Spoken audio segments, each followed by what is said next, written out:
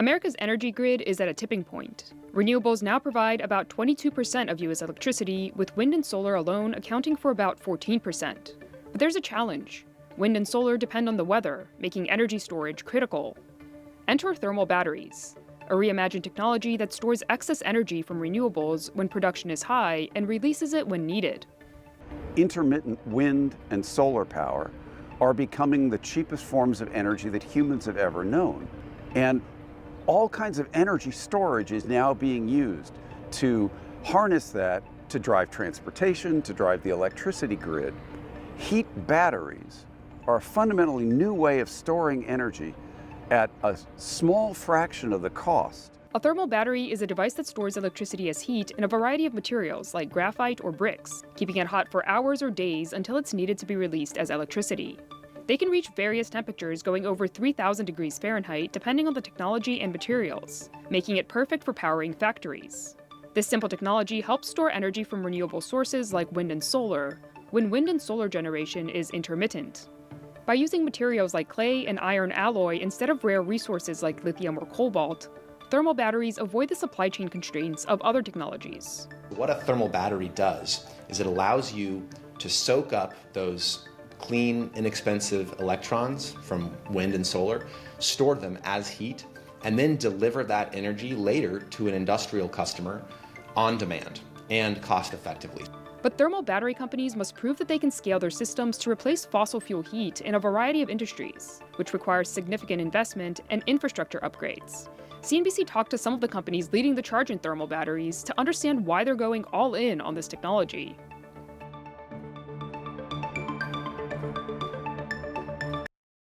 A pretty cool segment already. Previously, we actually spoke about a dam and how in some places this is actually being used as another sort of physical battery. In that scenario, basically, they were raising a reserve of water with excess energy that they had at that time. And then they basically let that water flow downstream in order to create energy when it wasn't available through the system naturally. Seems like this thermal battery is another version of this where you're using physical means to store energy. So in this case, they're basically heating something that stays warm, and then they pass water through an environment where that heat is generated, and then they're basically using that heated water, probably steam of some sort, to then convert back into electricity later on when, like, the sun isn't out or it's not windy, for instance. This is a very cool segment in so much as, like, we've spent all this time in so many industries and so many decades working towards newer types of batteries, and we're entering into this alternative battery solution in a variety of ways, which is pretty cool to see.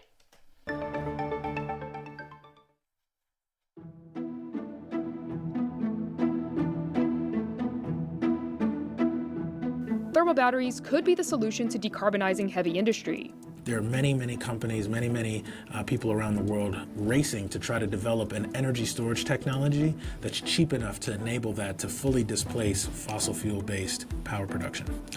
And the reason this is a race is because it really comes down to the fact that the current technology we have, which is lithium-ion batteries, is too expensive.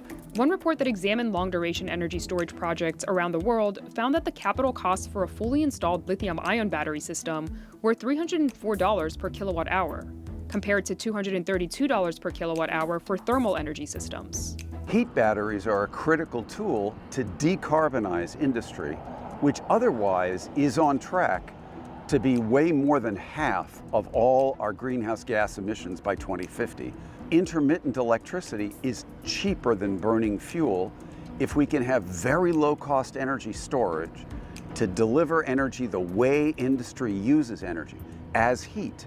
We can lower the cost of making everything from steel to baby food, and we can cut world CO2 emissions, total world CO2 emissions, 20%. Here in California's Central Valley, the San Francisco Bay Area startup Rondo Energy has built its first commercial thermal battery. It stores power from solar panels at Calgren Renewable Fuels biofuel facility to produce high-temperature heat 24/7. A Rondo heat battery is a box that, on the one side, has an electrical connection where it's taking electricity some of the time, when the wind blows, when the sun shines, and delivers steam all the time. meeting the needs of an industrial facility that's running all year long. Thermal storage isn't new. It's been used for years, but now it's being reimagined in a whole new way. This is a 200-year-old technology.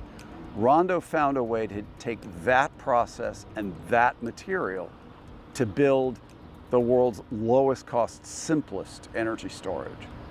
Wind and solar are now the cheapest energy sources, making thermal storage of this type of energy an attractive option. The fact that you can hold the energy for months means that you could charge up a battery when the sun is plentiful, when the wind is plentiful, and you can hold on to it for days, weeks, or even more than that, and for months until you're ready to get it back on the grid. And so this flexibility to be able to insulate a system and hold the energy for a long period of time allows us to really look at relying on this form of energy storage for, a range of the needs on the grid. Thermal batteries offer a low-cost, scalable way to decarbonize. And unlike lithium-ion batteries, which store electricity, these systems store heat, essential for industries like steel, cement, and chemicals. Lithium isn't exactly rare, but it does need to be mined and processed before going into a battery.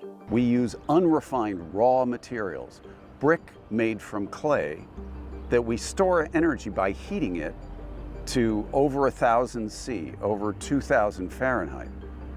And a pound of brick stores more energy than a pound of lithium-ion battery at less than 10% the cost. Founded in 2020 with backing from Bill Gates, Rondo currently produces 2.4 gigawatt hours of heat batteries annually and plans to scale to 90 gigawatt hours by 2027. That's enough to cut 12 million tons of CO2 emissions, equivalent to taking 4 million gas cars off the road. Its batteries are made at a Siam Cement Group factory in Thailand, which is undergoing a 40-fold expansion. Once complete, it will surpass Tesla and GM's lithium-ion plants to become the largest battery factory by output. Since June 2020, These are some impressive numbers that they're sharing with us right now. This is very cool. I'm surprised I haven't heard about this previously, given how impressive some of that performance is. And obviously they must have been experimenting with some of these things for some time. But it's cool to see that there's some really nice green technology development going on for batteries.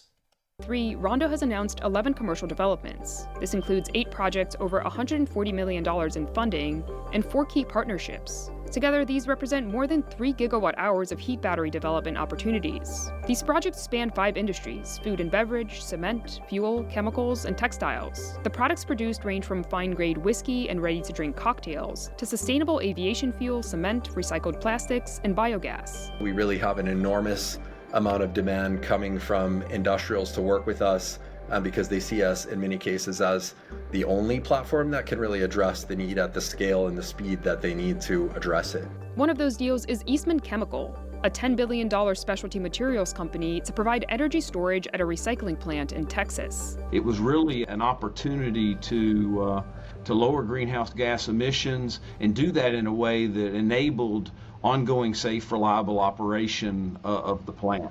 Clothing giant H&M is also investing in Rondo. The retailer plans to use its heat batteries to decarbonize its clothing factories.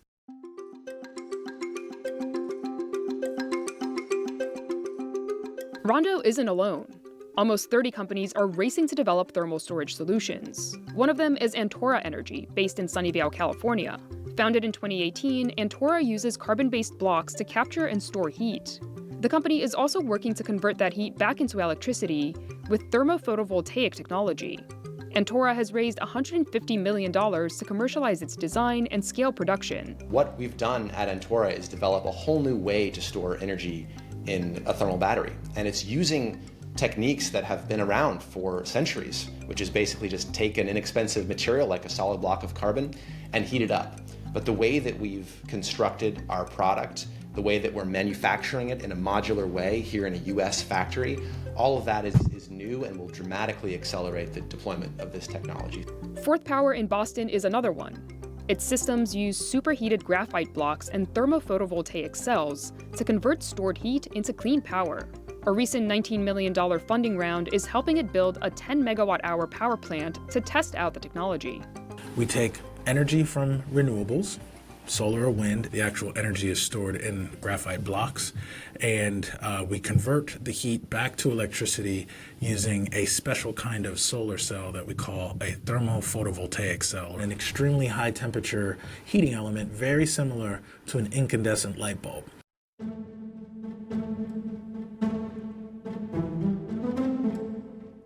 For thermal batteries to transform industrial energy, several challenges must be overcome.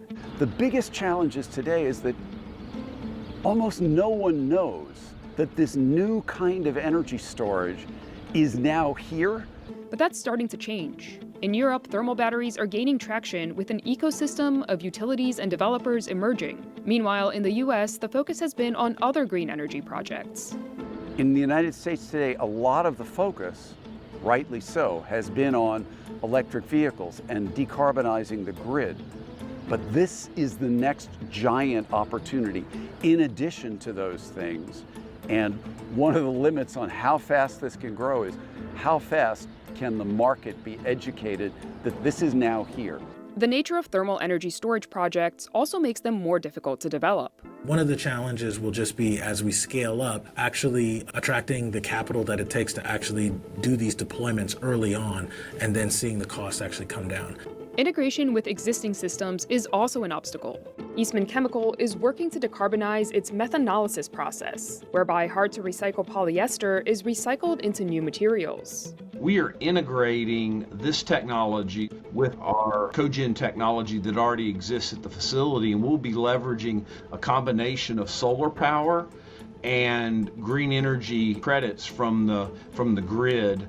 And it's the integration of those two technologies into a single cohesive system connected to our methanolysis facility is the more challenging aspect of this. Despite these challenges, thermal batteries have a cost advantage over many energy storage technologies, positioning them as a key player in decarbonizing industrial energy.